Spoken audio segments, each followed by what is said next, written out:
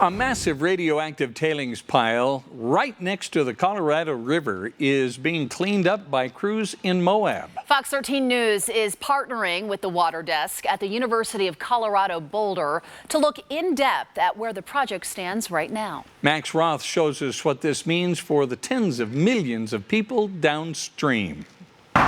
The mill construction started in 1956, a place to process one of the most dangerous elements on Earth. Uranium for America's nuclear arsenal, the site right next to the Southwest's most important waterway, the Colorado River. When they established a mill, there wasn't very much thought given to protecting the river. The river that provides water to tens of millions of people and millions of acres of crops downstream.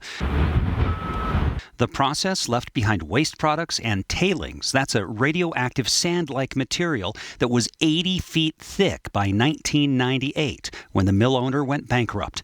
That left the federal government responsible for the toxic mess. So we're trying to protect basically the downstream constituents from this water flooding onto the tailings and moving it downstream.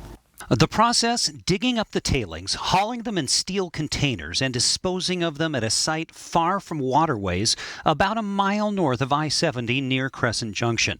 They're capping it with 9 feet of native soil and rock. On Google Earth time-lapse in 2008, this is the desert near Crescent Junction, transformed by 2020 into a new landfill. It's the perfect area for a disposal cell. If you were to pick one in the United States, it's very arid out there, very limited rain, very limited vegetation. For now, the mill site has groundwater wells to remove the uranium, ammonia, and other contaminants before they reach the river.